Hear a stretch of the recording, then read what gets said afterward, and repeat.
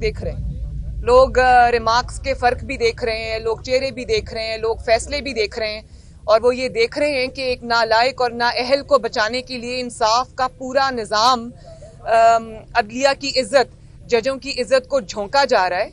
तो ये जजेस के ऊपर भी बात गिरा गुजरती है, कुछ मजबूर भी हो सकते हैं, मैं इसको समझती हूँ, लेकिन अदलिया की क्रेडिबिलिटी के लिए, उनकी इज्जत के लिए ये अच्छी चीज़ नहीं है।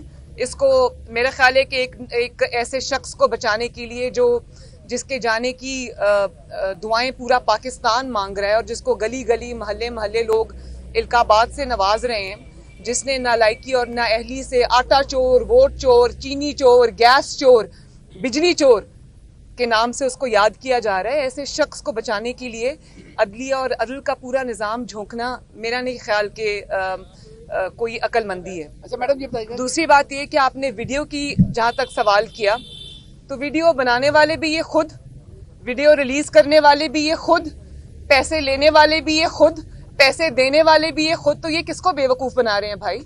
और जब एक वो इमरान खान साहब उठ के कहते हैं कि टाइमिंग ना देखें ये देखें, तो भाई टाइमिंग तो किया कराया तुम्हारा है। जब तुम्हें टाइमिंग सूट करती है तो तुम सेनेट का चेयरमैन का पूरा इलेक्शन चोरी कर लेते हो, क्योंकि वो टाइमिंग तुम्हें सूट करती है। अब तुम्हारे एमपीएस और एमएनएस भाग रहे हैं तो तुम्हें टाइमिंग याद आ गई है। अच्छा मैडम ये बताइए कि जो माजी में रिमार्क्स दिए गए वज़ीर-ए-आज़म के बारे में, जो अब दिए जा रहे हैं, जो सारी जो ताकतवर कुव्वतें हैं वो एक जगह इकट्ठी है और मरियम नवाज उनके साथ लड़ने के लिए निकली, अपने हक के लिए निकली, अवाम के लिए निकली है। क्या आप समझते हैं कि जो लोग आपके साथ खड़े हैं वो साबित कदम रहेंगे? ये आप लड़ाई कहाँ देख रही हैं? मैं ये समझती हूँ कि साबित कदम रहेंगे नहीं। मुस्लिम लीग नून को तोड़ने की हिस्टोरिक कोशिश हुई है। मेरा नहीं ख्याल कि किसी जमात के ऊपर इतना जुल्म किया गया है, इतनी ज्यादती की गई है। पूरी रियासत, एक इदारे पूरे एक जमात के खिलाफ झोंक दिए गए हैं, लेकिन अल्लाह ताला के फजलो करम से वो जमात नहीं टूटी। उसकी वजह यह है कि वो जमात अब एक नजरियाती जमात बन चुकी है, उसके फॉलोअर्स नजरियाती हैं, और जितना मियाँ साहब का जो नजरिया है लोगों ने उसको दिल से अपनाया है। और हर आने वाला दिन ये साबित कर रहा है कि मियाँ साहब का जो नजरिया था वो ठीक था। तो जमात को आप तोड़ सकते हैं, नजरिए को आप नहीं तोड़ सकते, लेकिन जमात भी नहीं तोड़ सके। ये इनकी नाकामी और शिकस्त है कि अल्हम्दुलिल्लाह ये जमात को नहीं तोड़ सके। उसकी वजह एक ये भी है कि जमात के अराकीन को जब आवाम में जाना होता है तो लोग उनको सवाल करते हैं, लोग उनको पूछते हैं, और अवेयरनेस का ये लेवल है कि जो जमात को छोड़ेगा या जो जरा भी नरमी दिखाएगा उसका एहतसाब आवाम करती है। मैडम ये बता दें कि चेयरमैन की जानिब से ओपन बैलेट की मुखालफत की जा रही है, तो खुफिया रायशुमारी को तरजीह दी जा रही है। कल को खुफिया रायशुमारी के जो ये सवाल गलत है। पीडीएम बिल्कुल खुफिया रायशुमारी को सपोर्ट नहीं करती। हम सिर्फ इनकी जो डबल स्टैंडर्ड्स हैं हम उनको एक्सपोज करना चाहते हैं। पीडीएम, मैं दिल से ये चाहती हूँ, मियाँ साहब भी ये चाहते हैं कि ये जो इस किस्म की सेनेट के इलेक्शंस में हरकत होती हैं, आप देखें ये सिर्फ खुफिया बैलेट जो पैसों से नहीं होता, ये जो फोन करवाए जाते हैं कि जल्दी से वफादारी तब्दील करो, अपनी जमात को वोट ना डालना वरना तुम्हारी फलां फाइल खुल जाएगी, वरना तुम्हारी फलां वीडियो रिलीज हो जाएगी। तो ये भी सिलसिला बंद होना चाहिए। लेकिन ये एक जाली हुकूमत के नसीब में ये लेजिस्लेशन नहीं है। ये लेजिस्लेशन अवामी नुमाइंदे करेंगे, अवाम की मुंतखब असेंबली करेगी इंशाअल्लाह ताला, जिसको अवाम सिलेक्ट करके भेजेंगे। ये किसी का मोहरा नहीं करेगा। मैडम ये बताइएगा मोहम्मद जुबैर, और अब एक मिनट, और अब एक आखिरी बात ये कि अब जब मोहरे को तकलीफ हुई है, उसके अरकान भाग रहे हैं, तो पीडीएम उसको कोई रिलीफ नहीं लेने देंगे। मैडम ये बताइएगा मोहम्मद जुबैर जो है, मोहम्मद जुबैर काफी मुतहरक थे बैकडोर राब्तों में। उसके बाद एक बयानिया सामने आया कि सियासत से जो है अदारों को अलग रखा जाए।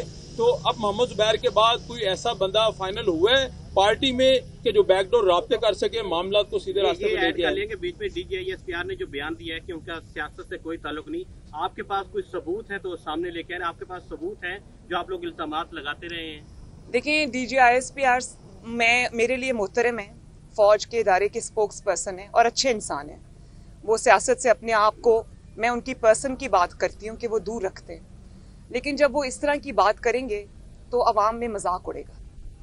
क्योंकि पिछले कई साल से एक के बाद एक चीज अवाम के सामने आई है किस तरह सेनेट का इलेक्शन छीना गया जिनका हक था उनसे, किस तरह जस्टिस शौकत अजीज सिद्दीकी के साथ जो हुआ वो हुआ, उनकी जो विटनेस है वो पूरी दुनिया के सामने उनकी स्टेटमेंट्स जो हैं, इस तरह जो काजी फाइज ईसा साहब के साथ हो रहा है, और वो जो एक कर्नल साहब मुंह छुपा के एहतसाब अदालत से निकल रहे थे, अरशद मलिक साहब जो अब वफात पा चुके, अल्लाह ताला बख्शे उनको, उनका जो एतराफ़ है, जिस तरह 2018 के इलेक्शन के अंदर कौम के वोट पे डाका डाला गया पूरी दुनिया के सामने है, तो आप बात वो करें जो दुनिया माने मैडम, वरना आपकी क्रेडिबिलिटी खराब होगी, एक इदारे की क्रेडिबिलिटी खराब होगी, क्योंकि आप एक इदारे के स्पोक्स पर्सन हैं, तो ये आपकी क्रेडिबिलिटी के लिए अच्छा नहीं है।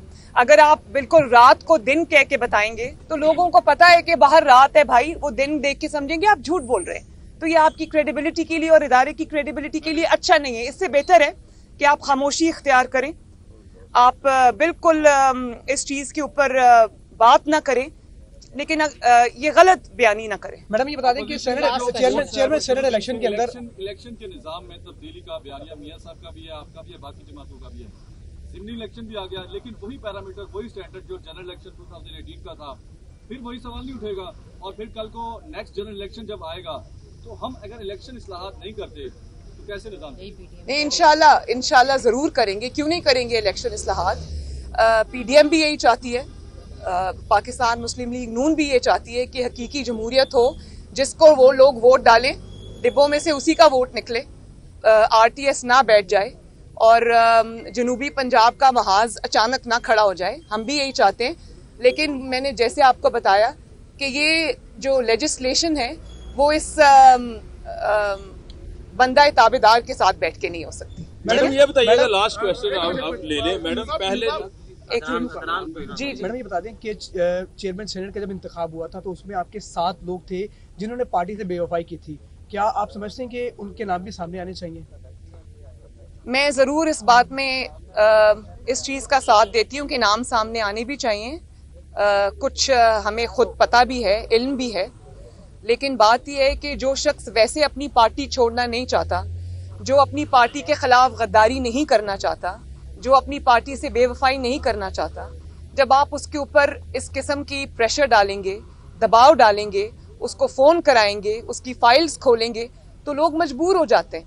लेकिन अब ये सिलसिला नहीं चलेगा, क्योंकि एहतसाब जो है वो जमातें तो कम करेंगी, अब अवाम ज्यादा एहतसाब करेंगे। ये चेहरे अब छुपे नहीं रहेंगे, ना करने वाले ना जिनके साथ हुआ है वो करने वाले। राब्ते आपसे हो रहे हैं दोबारा से कोई जो इल्जाम बात भी कर रहे हैं DIA से, फिर राब्ते हम नहीं कर रहे हैं, आप कह रहे थे राब्ते हो रहे हैं, शायद उनके इल्म में ना हो मैडम, क्योंकि जब बात होती है तो वो ऊपर के लेवल पे होती है, हर किसी को इत्तेमाद में वहाँ नहीं लिया जाता। लेवल की नहीं है ये बात, नहीं, उनके इल्म में नहीं होगा। मैडम मियां साहब का नैरेटिव ये था कि इमरान खान के, लेकिन जिनको बैकडोर राब्तों की जरूरत है ना, वो उनको है जो इस वक्त मुश्किल में है। अच्छा मैडम, आपका हमें नहीं है। राब्तों पे आपका क्या रिस्पॉन्स है कि ये बंदा ताबेदार को हटाया जाए या वज़ीर आज़म साहब को हटाया जाए? देन बात होगी, कब बात होगी, किससे बात होगी? अवाम के साथ बात करने जा रही हूँ। मुश्किलात अवाम पर आई हैं, सिलेक्टर्स को फेस करना पड़ रहा है, मैं ये मानती हूँ। उनको ये ताने दिए जाते हैं कि ये है वो सौगात जिसको आप लेके आए थे, और ये है वो सौगात जिसने पाकिस्तानी अवाम का बेड़ा गर्क कर दिया। तो जवाब तो उनको देना पड़ेगा, लेकिन जवाब अब अवाम लेंगे, इंशाल्लाह ताला फैसला अवाम का होगा। मैडम मियां साहब का आखिरी क्वेश्चन, मियां साहब का नैरेटिव ये था कि हम इमरान खान के खिलाफ नहीं है, जो लेके आए हैं उनके खिलाफ है। मौलाना फजलुर रहमान भी इसी नैरेटिव के साथ चल रहे थे। एक ही बात है, अचानक से क्या हुआ कि मौलाना फजलुर रहमान साहब ये कह रहे हैं अब हमारी लड़ाई जो है अदारों के साथ नहीं है, इमरान खान के साथ है। नैरेटिव में तब्दीली क्यों है? ये सवाल आपका गलत है, ऐसा कभी किसी ने नहीं कहा। मैंने मौलाना साहब की पूरी बात सुनी है, उन्होंने बिल्कुल इसके बरक्स बात की है। और जहाँ तक मियाँ साहब का सवाल है, वो आज भी और हमेशा इसी बात पर खड़े रहेंगे कि एक नाअहल और नालायक शख्स को, जिसने कभी एक यूनियन काउंसिल नहीं चलाई, उसको आप उठा के 22 करोड़ अवाम के सर पे बिठा देंगे तो फिर पाकिस्तान के साथ वही होगा जो आज हो रहा है। तो आप ये सिलेक्टर्स समझें या सिलेक्टेड समझें, तो ये बात एक ही है कि ये सिलेक्ट होके जब इस तरह के लोग आएंगे, जब सिलेक्टर्स को मनमानी करने की इजाजत मिलेगी तो यही होगा। यही रास्ता हम रोकने आए हैं, इंशाल्लाह रोकेंगे। शुरू